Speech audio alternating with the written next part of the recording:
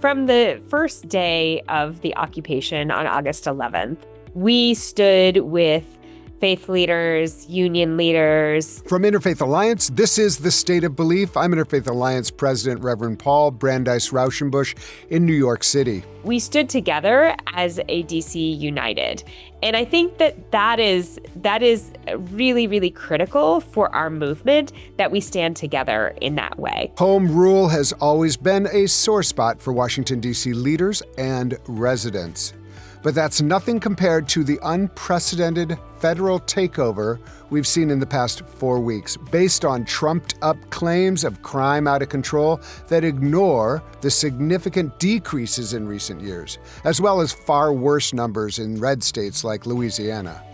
This week, we'll get into all of that with Keya Chatterjee, co-founder and executive director of the grassroots organization Free DC.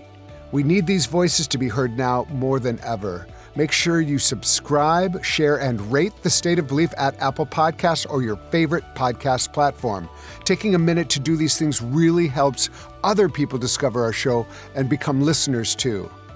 Our library of past conversations includes almost 150 hopeful, empowering, and inspiring interviews with guests like Bishop William Barber, Imam Abdullah Tepli, Representative Eric Swalwell, Rabbi Sharon Kleinbaum, and many others.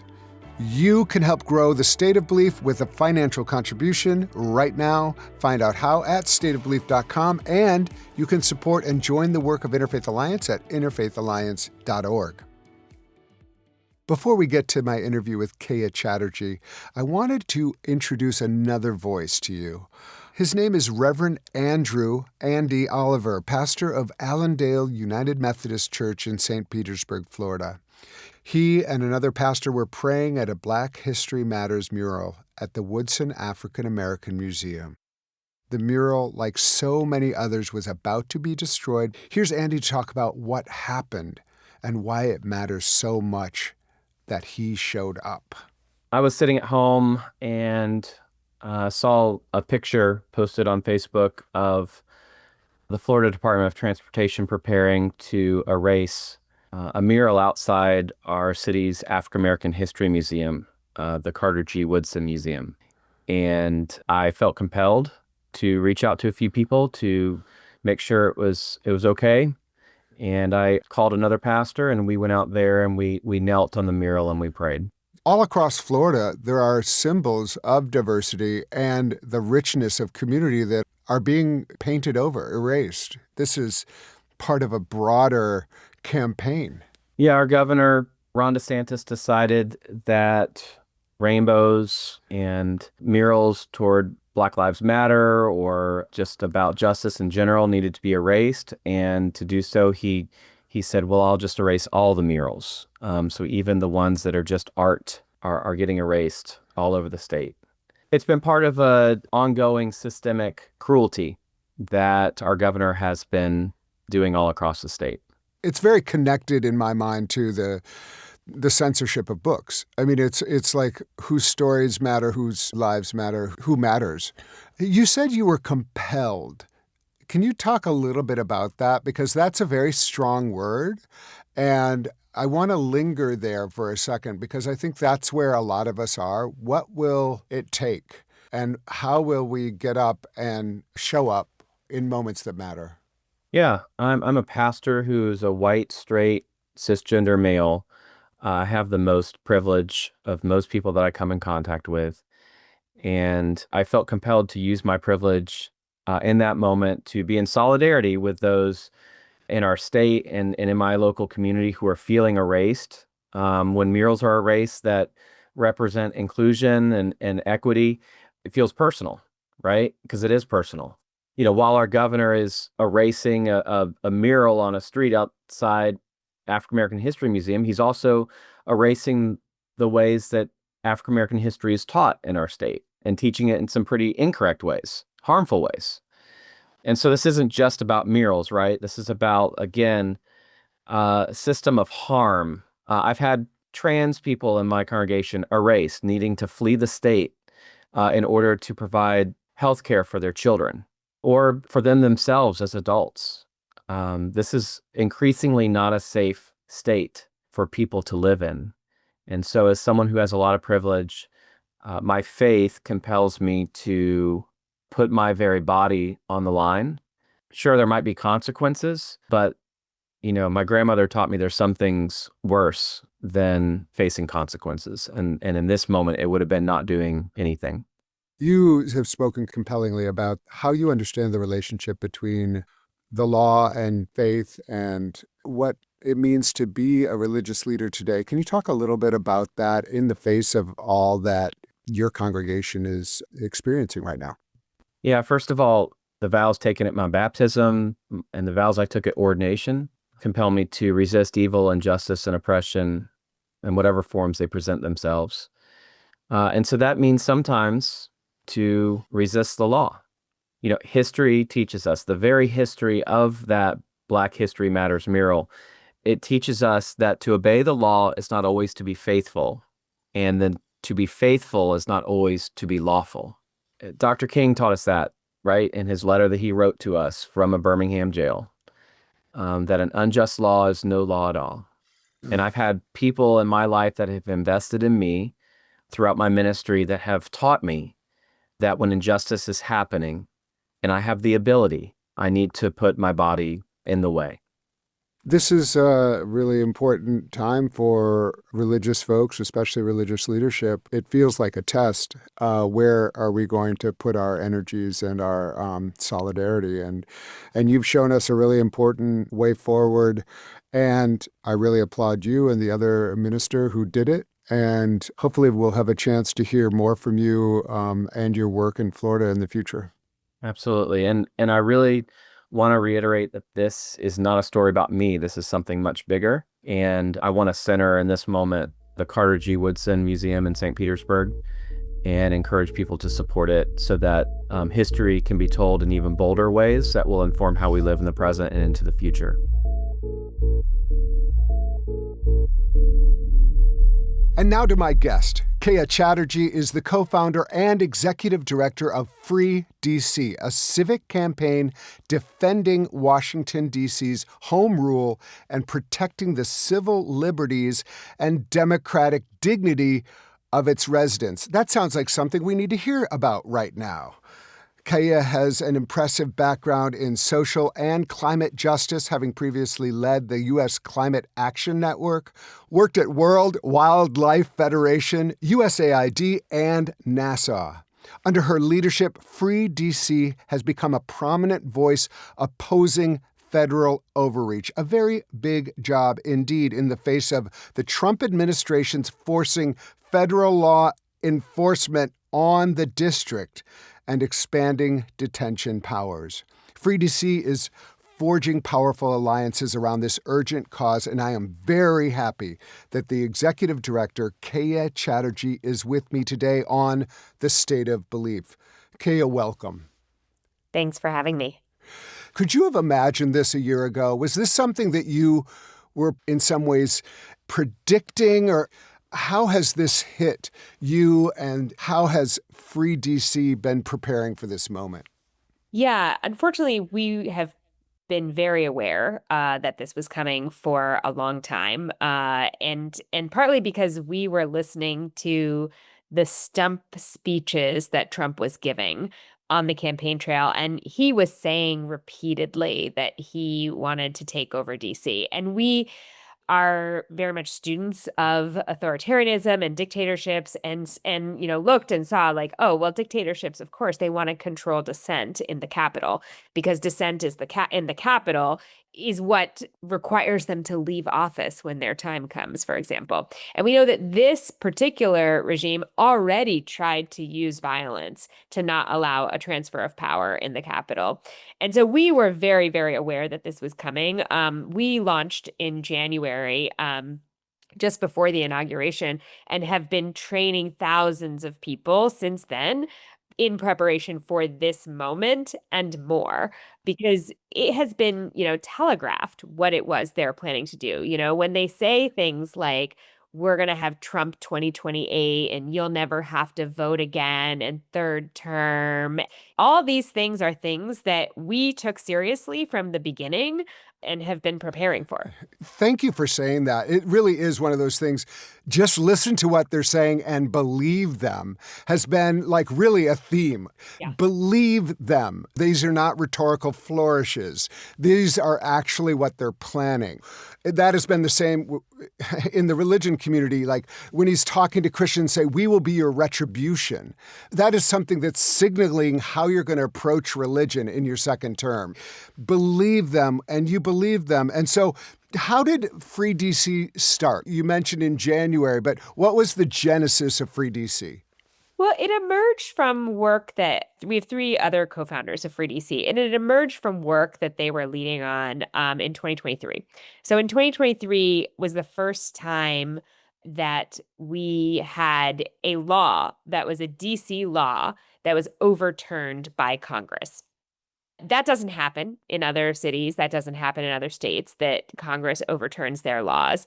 And we have something called the Home Rule Act. We don't have statehood in DC because of a legacy of slavery. I think that's one important thing for people to understand.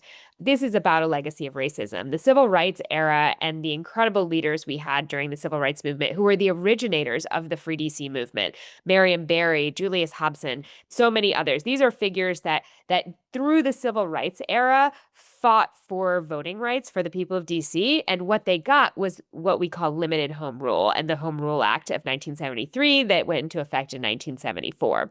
So in 2023, it was the first time Congress overturned a DC law. And unfortunately, lots of Democrats went along with it, and even President Biden signed it. And this was a full on attack on democracy in DC because they were overturning our laws that our legislators passed in a body, Congress, where we have no representation.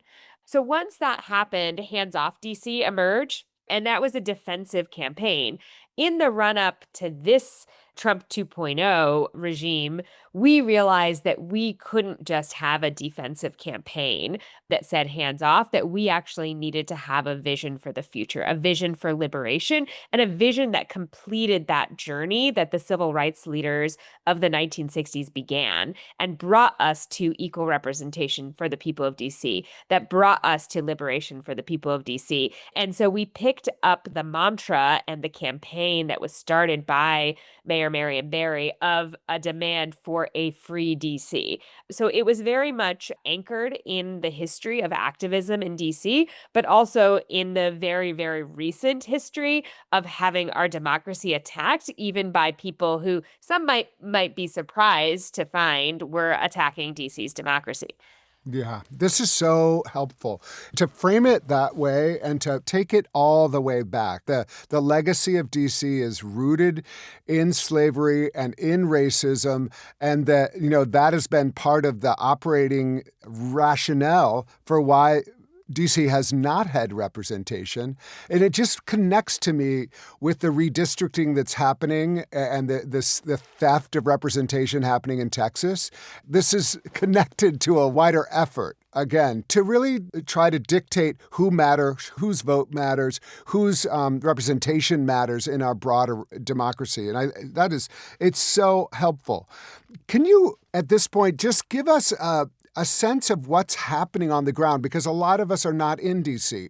All I know is what the clips that I see, but it just feels like it just looks like everywhere you turn, there are these bands of people who have complete jurisdiction over the people of DC without their approval.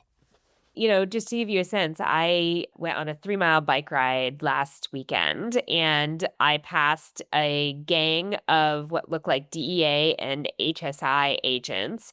I passed National Guard who were armed with large, large semi-automatic weapons. I passed ICE has new black SUVs with a logo on them that they drive in circles and it through neighborhoods to terrorize people. And they don't always use them, but they have them. And I passed a number of checkpoints where the Metropolitan Police Department, our local police department, was aiding and abetting an illegal checkpoint being held by federal agencies. And so that's just like in a 3-mile bike ride across DC. And I just happened to be going from point A to point B. I was not looking for law enforcement. And that is like the visual cues. I think what we see in the courts is really important as well. What we see is that they are arresting an enormous number of Black and brown men. Black men are mostly going into the DC court system. It's so jammed up that people are not getting out till 1, 2 in the morning. Judges are saying they know that there's Fourth Amendment violations. They know there's constitutional violations, but there's nothing they feel like they can do about it. On a normal night, there might be maybe dozens of people. And now we're talking about over 100 people. And so they're just snatching people up and arresting them. With immigrants, sometimes they're getting sent out of DC very quickly, and sometimes even further away very quickly. And so finding people is very hard. And so part of what we have been training people to do is understand how to observe this in a way that is most supportive to the person being attacked. And the people being attacked are a combination of, again, it's a lot of Black and brown men being attacked. So it's immigrants, it is returning citizens, it is our youth. So 14 to 18-year-olds have been a particular target of this administration and this regime. And it is our houseless neighbors. So that is who is being targeted, is what we see. The other thing we see that I think is really important is the incredible defiance of the people of DC.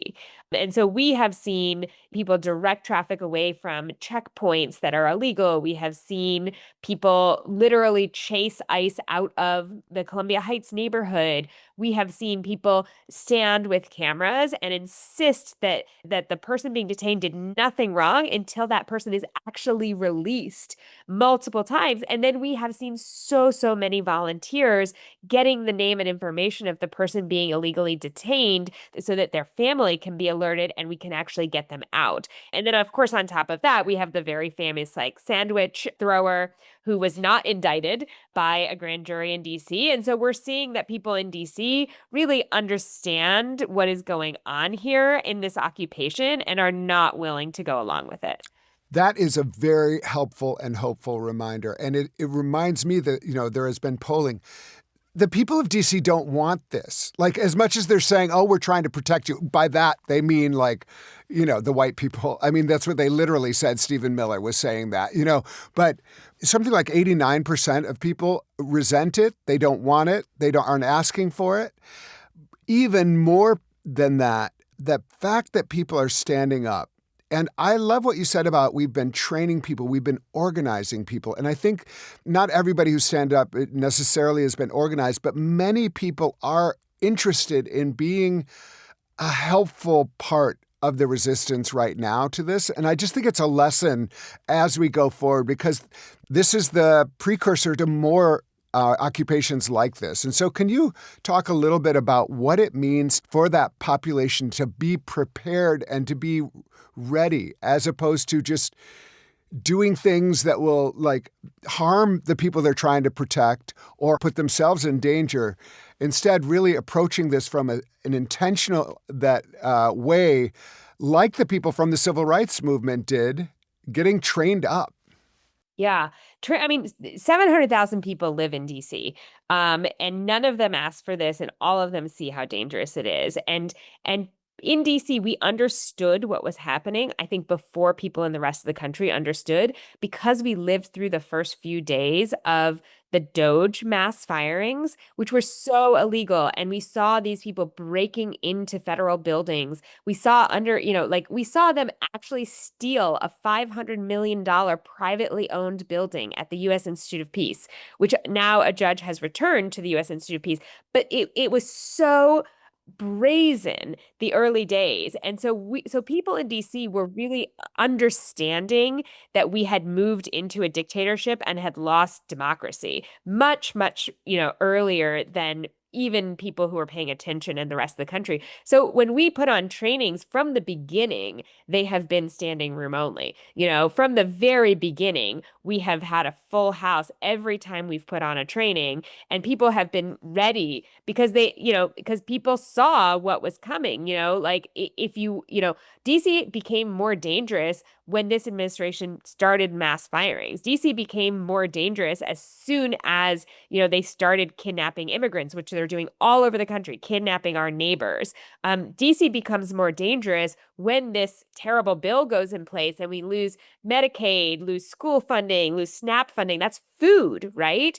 And of course, DC became much more dangerous when we had these, like very unqualified people being named as our prosecutor. That's another indignity we suffer in DC, which is that the person who prosecutes our local laws is actually not selected by us. That is different from everywhere else in the country. And so people in DC were really primed and ready to be trained up. The other thing is that, like, we had experience, right? Because our communities, our neighborhoods are places where our culture, even of like go-go bands and making fun of anyone who doesn't like mumbo sauce, like this is something that has been under attack by Trump in the first administration. They sent the National Guard in the first administration when there were uprisings about George Floyd's murder. And so we knew that our communities would be under attack, our public schools would be under attack, that kids were going to be, exposed to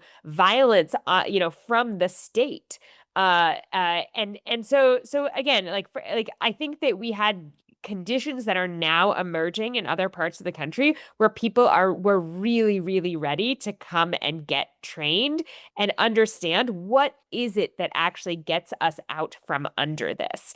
And the answer is very clear, right? The answer is that it's collective action. It's leaning into our power, not only as voters, which we have never had in DC. We've always been told if you want to have power as a voter, take a bus to Pennsylvania or Virginia and talk to those voters. But it's not the power as voters that is the most powerful right now, because their entire electoral strategy is backed up by a threat of violence. The most powerful parts of our community right now is our power as jurors, right? We're seeing people not give these indictments. Our power as consumers, our power as workers, which we can refuse to do. They certainly don't know how to run schools or deliver food or cook.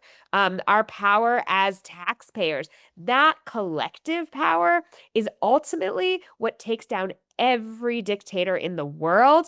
And what we know from history is that dictatorships do fall.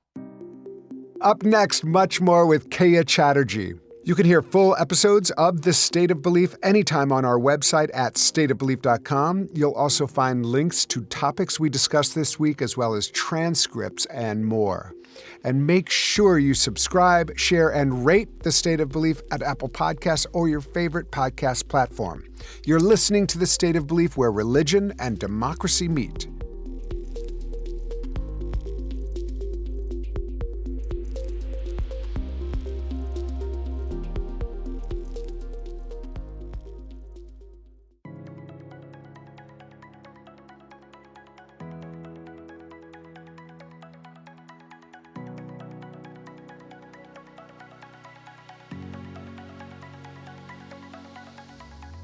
Welcome back to The State of Belief. I'm Interfaith Alliance President, Reverend Paul Brandeis Raushenbush. My guest is Free DC Executive Director, Keya Chatterjee.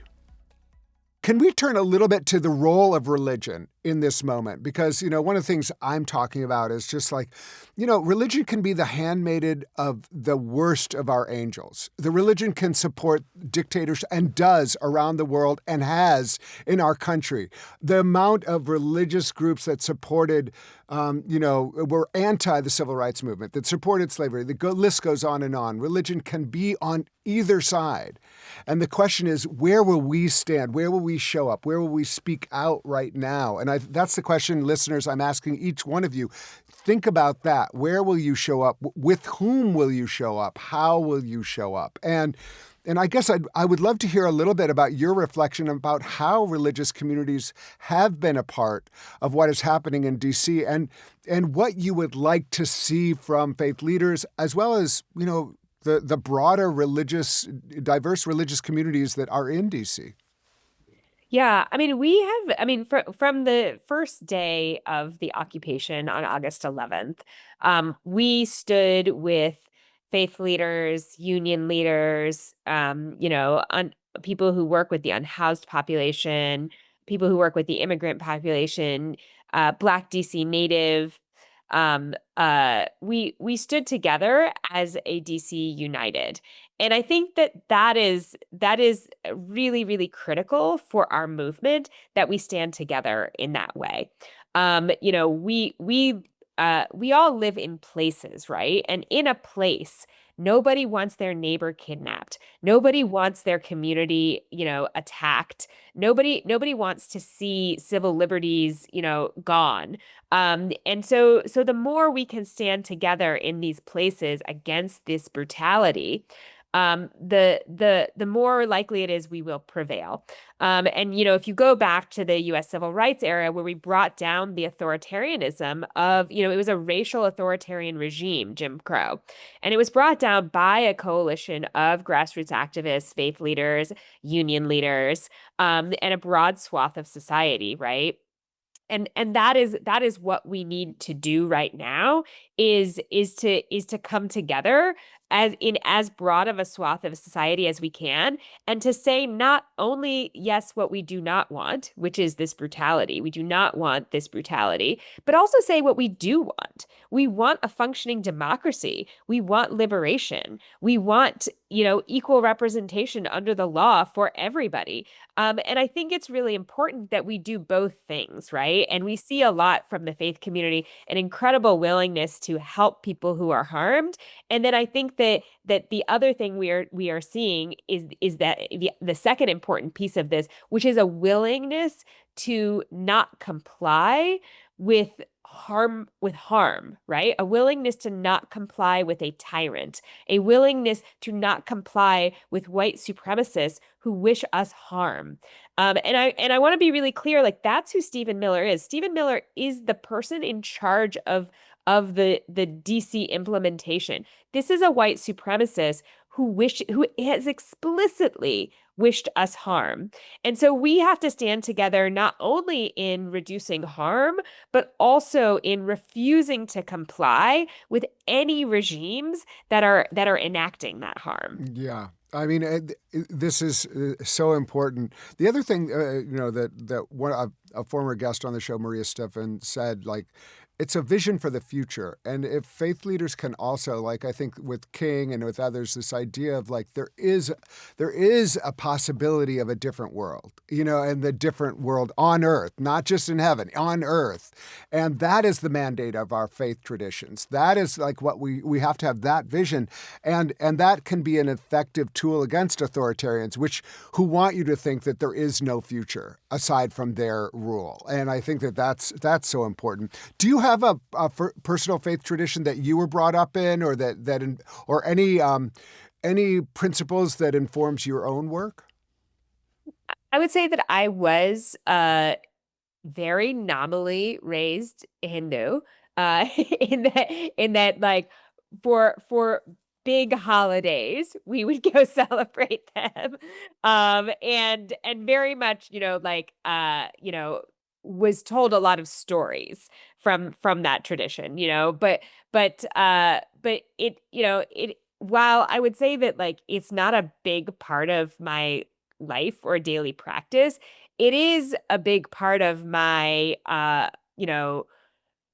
my like grounding and centering to use things that come from that tradition, right? And so whether that's like pranayamic breathing or yoga, or like these things that really emerge from Hinduism and are a core part of Hinduism, are a part of my practice that allows me to find joy even in a place that's really difficult, that allows me to find calm even in times that are really turbulent, and are things that I tap into. And we know, through the history of time that oppressed people have used, song, and dance and prayer and all the things that like bring us together as a community. And like those are things we lean into very much at Free DC, in addition to like my own personal practice. Yeah. Can you say a little bit more about that? Because I do like I love that you bring up song, and that you bring up these kind of like, that it's not just like, okay, march, march, march. It's also like joy. And it's like, and it's in real time, like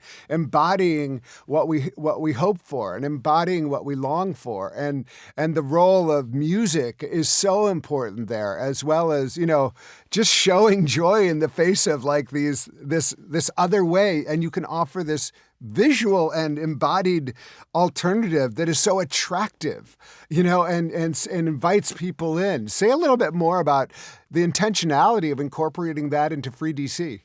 Yeah, I mean, it is the number 2 thing we tell people. So our 5, like, bits of ethos we ask people is, do not obey in advance. Like, if you give away your First Amendment rights, without them being taken away, you might as well not have them. Do not obey in advance. The second thing we tell people is prioritize joy, which is related to the third, which is take up space and show solidarity, of course, with those, recognizing that we are all under attack, and letting them divide us is not going to help. And then the fifth is organize, meet people where they are and bring them on a journey with you. And so the reason we put prioritize joy so early on, is that it is very much what allows us to do the rest of the work. If we don't care for ourselves and recognize this is a long journey and we must care for each other and take care of each other, we won't be able to make this journey. And so all of our events, have this nod to prioritizing joy, often through song. Because it also helps people realize, if you're in a training or on the street or wherever you are, when even if you're a terrible singer, like I'm not a great singer, but that's not really the point. The point is that together we can create beauty. And together we can do amazing things, and it's amazing what it does to a room full of strangers when even you just do like a little bit of call and response song. People are suddenly like, oh, we look at what we did, right? And it really changes, your ability to do the work that we are called upon to do in this moment. Whether we like it or not, we are here in this moment. We are alive. We are presented with this situation of tyranny. We are presented with an amazing amount of harm around us, and we are called upon, I believe, therefore, to do something about it. And there's no way to do that if we aren't taking care of ourselves and if we aren't experiencing joy. It's just not possible, I don't believe. And so we think that it's one of the most important things that we can do is experience joy together. And to me that's a little bit different from like from necessarily like self-care, which is important, but what it is it's community care. Yeah, I love that, and it sounds so inviting, and I am curious, like, how Free DC is communicating with other, especially cities, because other cities that are under threat right now, and I understand DC has a very particularity behind it, its own history, its own, but well, there are similarities in the sense of, let's just say it like uh, democratic cities, one, often cities led by black mayors.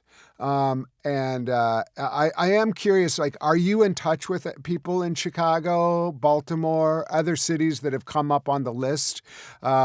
Noticeably, of course, Speaker Johnson's city is not included on that list, ironically. But say a little bit about the way you're imagining DC can actually help other cities prepare for what might be coming. Yeah, I mean, we are in touch with other cities. I have been in touch with folks in certainly LA, Chicago, Boston, New York.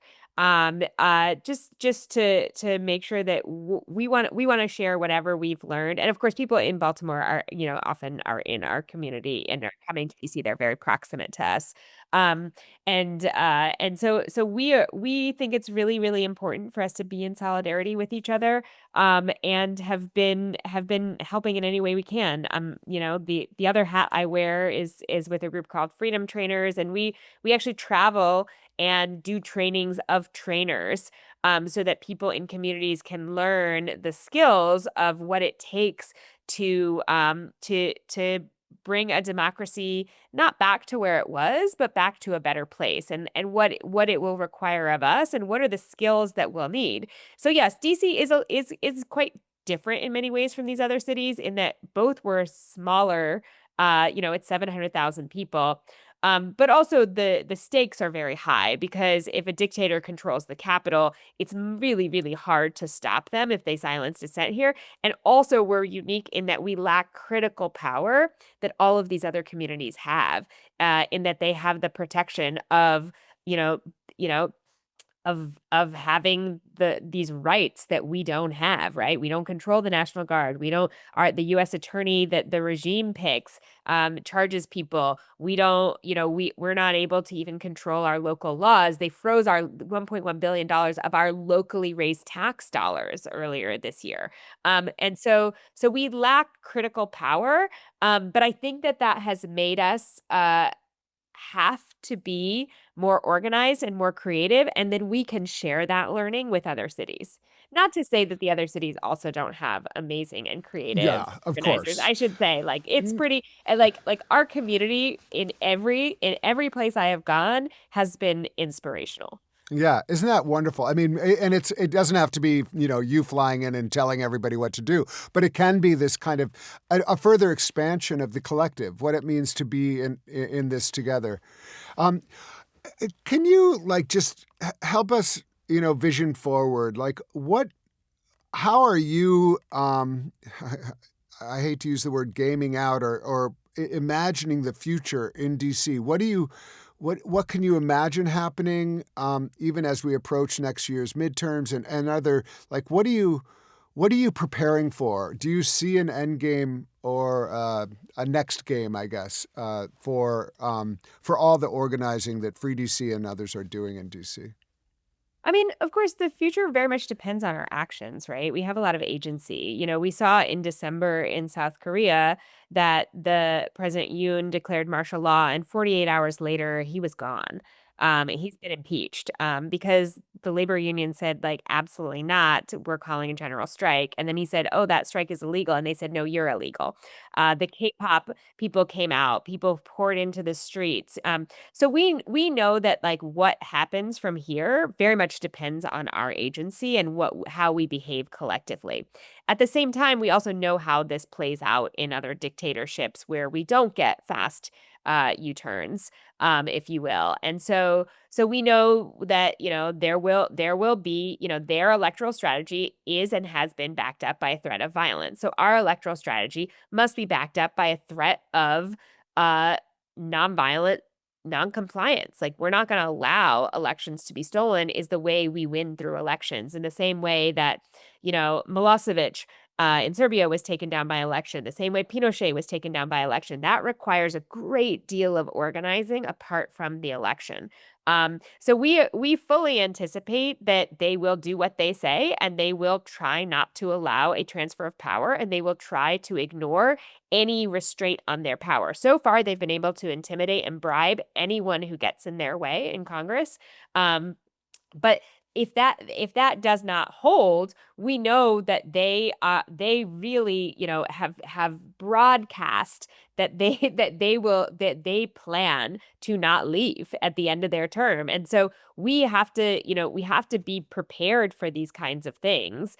As a community, we have to put an end to it. And so, like, that's why we're organizing under the banner of Free DC. That's why we need allies around the nation to help us. We have on our website, freedcproject.org/allies and freedcproject.org/occupation, where people in other states can help us. For example, there are many states that have sent their National Guard to DC right now. That doesn't happen to other states, right? Other states' National Guards are here. That puts them in danger because we're in the middle of a climate crisis too. And so Tennessee is still underwater. All these Gulf states that could have hurricanes, we're in the middle of hurricane season. Their guard is here instead. And so we know that whatever comes, we will have to be organized and we will have to stand together as a nation, as a people who want to experience democracy and equality. And the things they say are bad words: diversity, equity, inclusion. These are beautiful words, right? These are beautiful things that we stand for as a community. And we will need to stand together. I think the longer horizon of what I see in the future of DC is a free DC. That's why we call it free DC. What I envision for DC is liberation. What I envision for DC is that the beautiful communities and neighborhoods that we have here are able to live and be themselves, right? Like I have a romance novel coming out in October that is about, taking down authoritarians, but like in my vision of the future, people can do the fun thing they enjoy doing. For me writing romance novels, they won't have to fight every day tooth and nail for every single one of their rights against a regime that is taking them away one by one. And so Uh, like there's different time spans to the future. yeah, yeah. Okay, I can't let this go by. What's the name of your romance novel and how can people get it? I didn't know this was a book promotion, but now I'm really down for it. So tell us everything. I'm sure we can do pre-order. What is the book? You can pre-order it. It's called The Revolution Will Not Be Rated G. It is Woo! Good title. I am there for it. Okay, let's go. This is good. It's a romance between an activist and the son of a fascist that takes place. It's a happy ending, as all romances are. The genre is known for it. And so it ends with a general strike that succeeds. I can give that part away. This sounds like everything that we all need right now, which is a little romance, a little activism, and a little hopeful future. So say the name one more time, and if you have a preferred place that people can order it, let me know. Yeah, it's The Revolution Will Not Be Rated G. Of course, you can order it anywhere, but we are trying to take away the resources that power this regime. So please don't buy it in a place that gives money to Jeff Bezos. You can go to bookshop.org or any local shop and get it.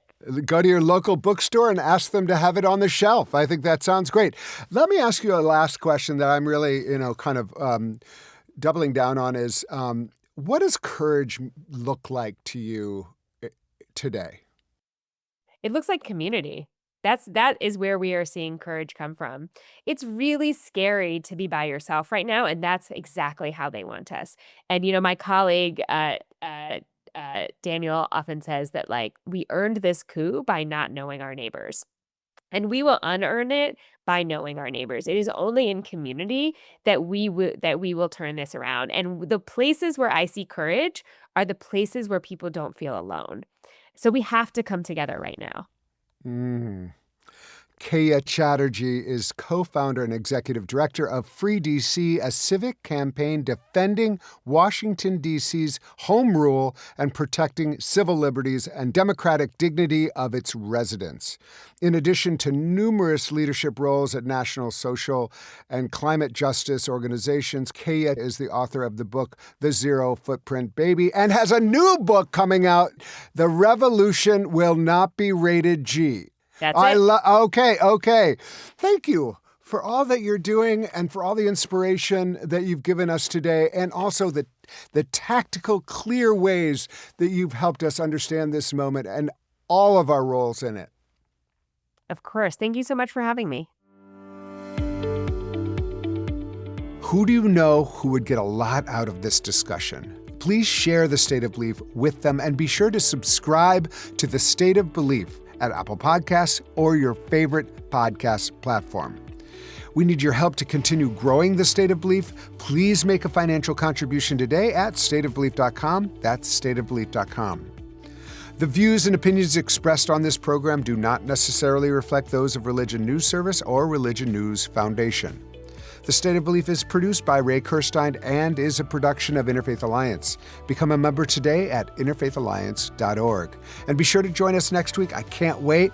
I am talking with Sam Helmick, the president of the American Library Association. Until then, I'm Paul Brandeis Raushenbush at The State of Belief, where religion and democracy meet.